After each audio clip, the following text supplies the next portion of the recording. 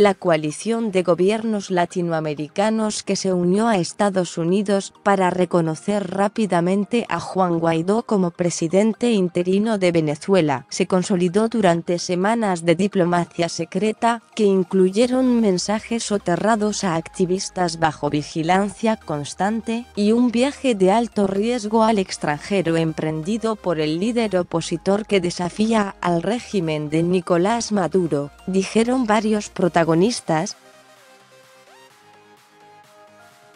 A mediados de diciembre, Guaidó viajó discretamente a Washington, Colombia y Brasil para conversar con funcionarios sobre la estrategia opositora de convocar manifestaciones masivas en torno a la juramentación el 10 de enero de Nicolás Maduro para un segundo sexenio pese a la condena internacional, dijo el exalcalde caraqueño Antonio Ledezma, un aliado opositor actualmente exiliado en España.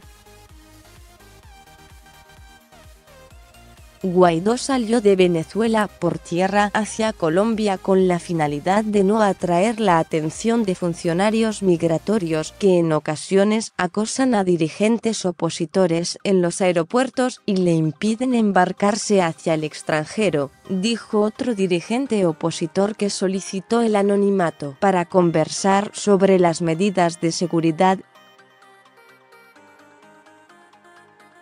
La construcción de consenso en una fragmentada coalición antigubernamental fue cuesta arriba.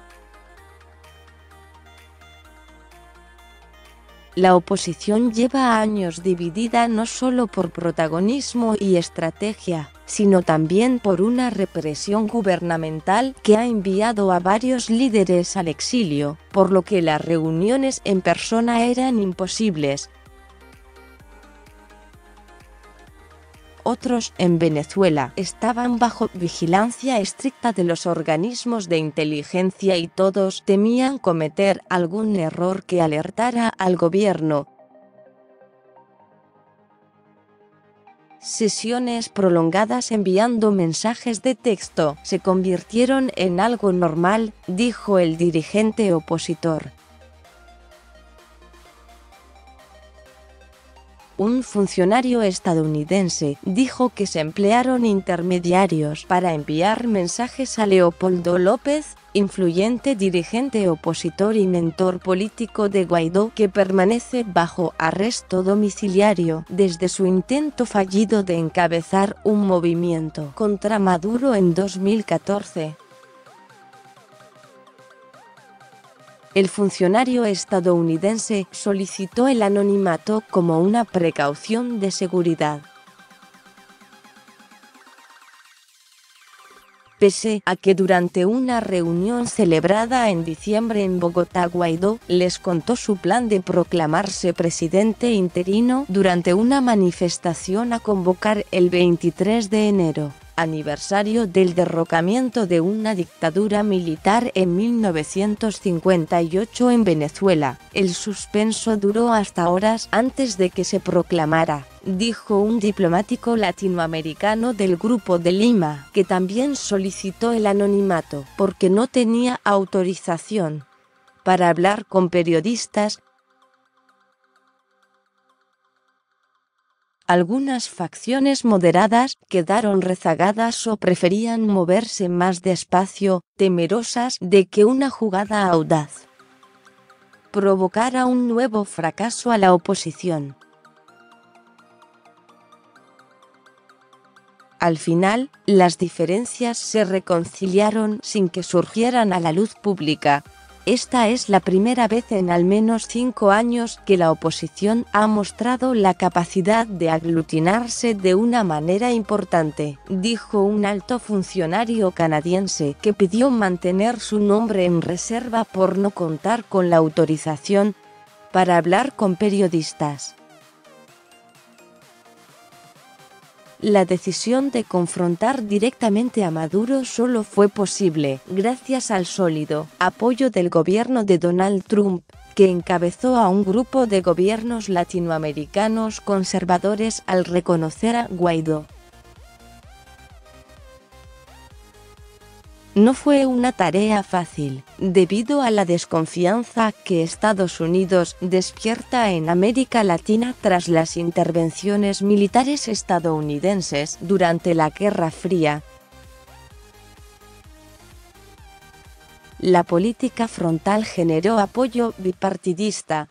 Dos senadores demócratas de alto rango como Bob Menéndez y Dick Durbin expresaron su apoyo. El momento clave fue cuando Trump dijo en agosto de 2017, desde su campo de golf en Nueva Jersey, que la opción militar estaba sobre la mesa para responder a la crisis venezolana.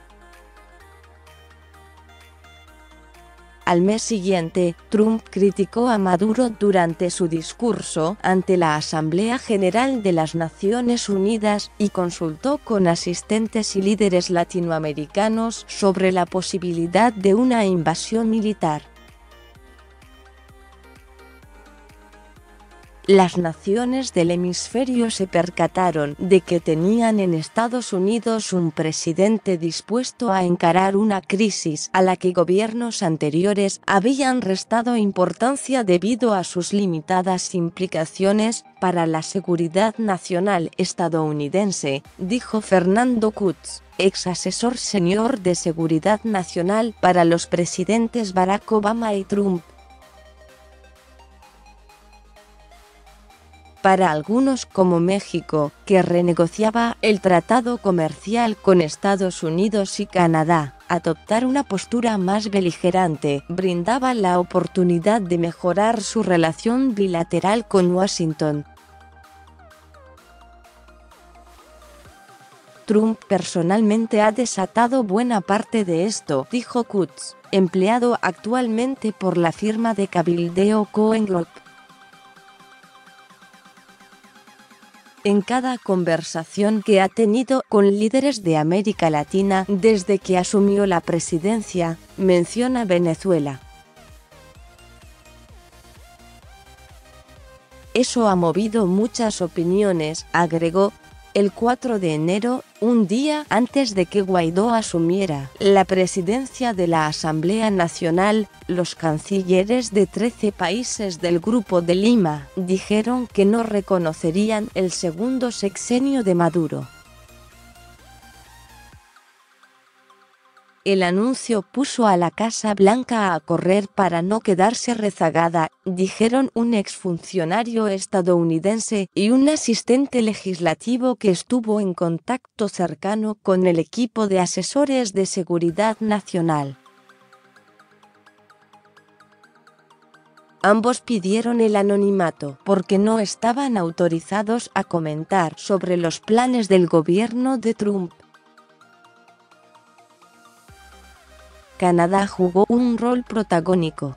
Su canciller Chrystia Freeland habló con Guaidó la noche antes de que Maduro asumiera y le ofreció el apoyo de su gobierno para confrontar al líder socialista, dijo el funcionario canadiense. También estuvieron muy activos Perú, Brasil con su nuevo presidente derechista Jair Bolsonaro y Colombia, que comparte frontera con Venezuela y actualmente alberga al menos 2 millones de refugiados. Por Joshua Goodman, Luis Alonso Lugo y Rob Hughes, Associated Press. Más sobre este tema. Juan Guaidó le pidió a la ONU activar los mecanismos de apoyo por la crisis humanitaria en Venezuela. Los dos gráficos que desnudan el fracaso del régimen de Nicolás Maduro. El régimen de Maduro evitó confrontar con Estados Unidos y retiró la petición de salida de diplomáticos norteamericanos.